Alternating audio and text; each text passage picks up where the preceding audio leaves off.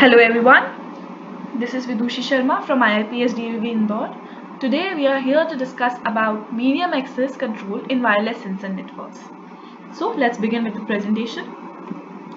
First we will just quickly go through the outlines that we are going to cover in this presentation, that are WSN, MAC, responsibilities and functionality of MAC, why do we need MAC for, WSN, MAC performance requirements, major sources of energy waste, and at last, the classification of MAC. Before directly jumping to the medium access control, we should have a basic idea, basic information about what wireless sensor networks are. So, as we all know, communication nowadays are using sensors because sensors are responsible for detecting, recording, or capturing the information. So, wireless sensor network is nothing but a self-configured and infrastructure-less wireless network that is responsible for monitoring physical or environmental conditions like temperature, sound, heat, vibration, pressure, motion, etc. And after that, it cooperatively passes their data through the network to a main location, and that main location is known as sink. And that sink is responsible for observing and analyzing the data, the information.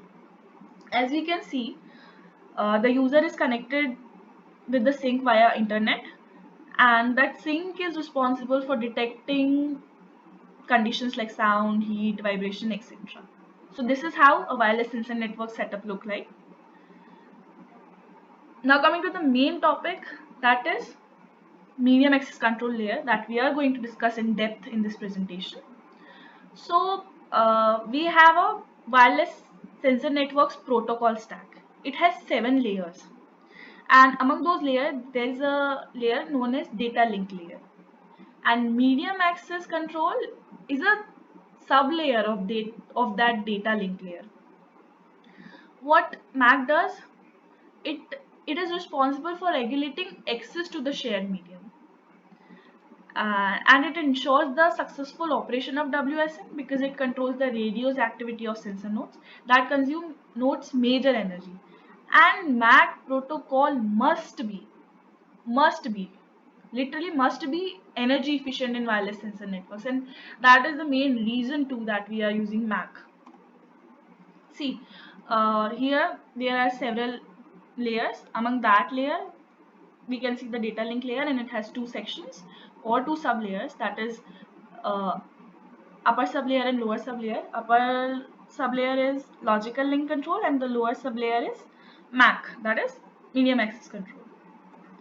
Now talking about the responsibilities of MAC layer. So MAC layer is basically responsible for deciding when a node accesses a shared medium. It resolves any potential conflict between competing nodes. It corrects the communication error occurring at the physical layer. And it performs other activities such as framing, addressing, and flow control. So here are the functionalities of MAC layer. MAC layer is responsible for framing, that is, it defines the frame format and it performs data encapsulation and decapsulation. Obviously, reliability because it ensures successful transmission between devices. After that, it controls the flow, that is, it prevents the frame loss through overloaded receiver buffers. It controls the error by using error detection or error correction codes. That controls the amount of error present in frames delivered to upper layers. Medium access, that means it controls that which device will participate in communication at any time, right? Now the question arises that why do we need MAC for WSN, right?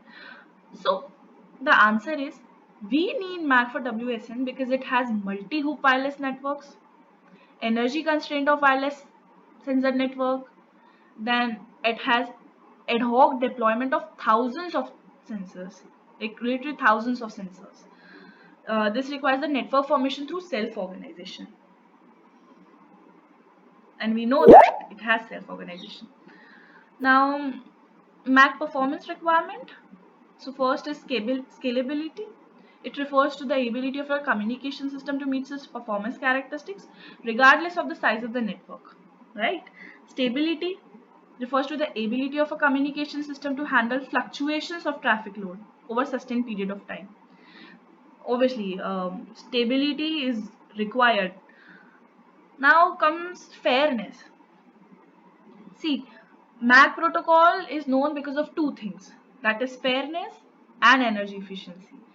So, MAC protocol is considered to be fair if it allocates channel capacity evenly among the competing communicating nodes without unduly reducing the network throughput. And next important point is energy efficiency. A sensor node is equipped with one or more integrated sensors, embedded processors with limited capability and short-range radio communication ability. Robustness that defines the combination of reliability, availability, and dependability requirements. Then delay. It is the amount of time spent by a data packet in MAC layer before it is transmitted successfully.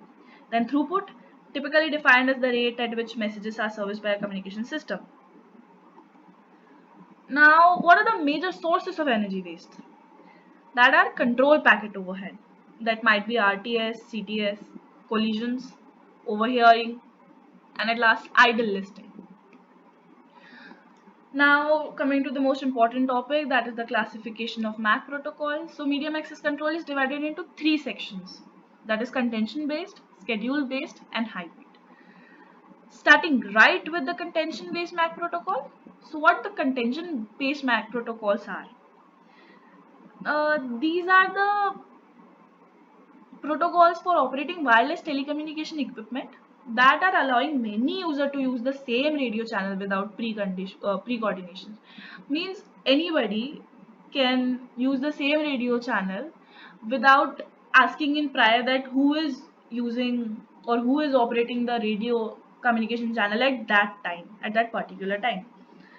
So it is based on relaxed time synchronization requirements. For example, Aloha. Both the Alohas, that is pure and slotted Aloha, CSMA, SMAC, etc.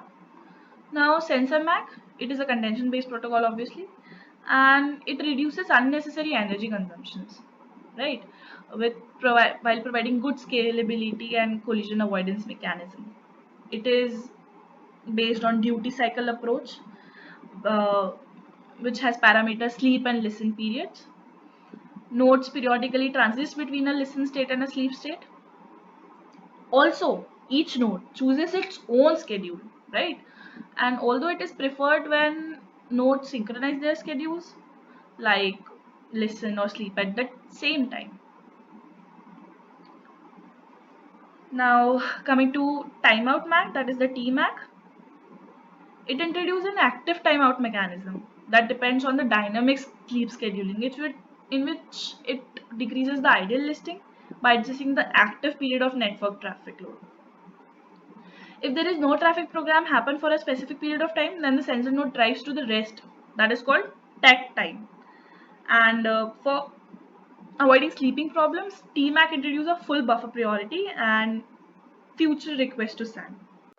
Now coming to BMAC, it is an advancement of SMAC and it is intended for an ad hoc system of nodes with n sender to one receiver transmission, that is several sender can transmit to one receiver, and this results in reducing the shifting burden of the synchronization to the sender. Now moving ahead to schedule-based MAC protocol. Uh, Schedule-based MAC protocol basically allows different node to access the shared channel without collision. It is energy efficient protocols, hence they do not waste energy in collision and idle listing. Schedule-based MAC are divided into two categories, that is traditional TDMA or centralized TDMA, and the second category is distributed TDMA protocols. TDMA, what TDMA does, TDMA divides the time slot into cycles, and cycles consist of several slots. It has advantages that it is capable of collision free, low idle listing, and overhearing. It has disadvantages that it causes problem in synchronization and low channel utilization.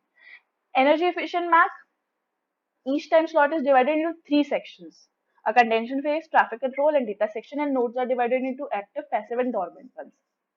Lightweight, in this, every slot has a pre-allocated time, no matter what they are having data to transmit or not. But it is necessary for every slot to every sensor node to own a slot. Now, adaptive information centric lightweight, as the name suggests, it is adaptive. It varies the number of slots a node owns based on traffic conditions, allocations of slots done locally among the nodes instead of centrally. Hybrid. Hybrid obviously means combination. So hybrid make protocol takes the strengths of TDMA and CSMA while offsetting their weaknesses. Like CSMA, it achieves high channel utilization and low latency under low contention. And like TDMA, it achieves high channel utilization under high contention and reduce collision among two hop neighbors. Zebra Max is a hybrid Mac, and it controls how a MAC accesses a common communication medium of a network. It combines the two approaches, CSMA and TDMA, so that network behaves at low data load as in CSMA and high network traffic as in TDMA. ZMAC is implemented in tiny operating system. I hope everyone is now clear with medium access control. So that's all for this. Thank you.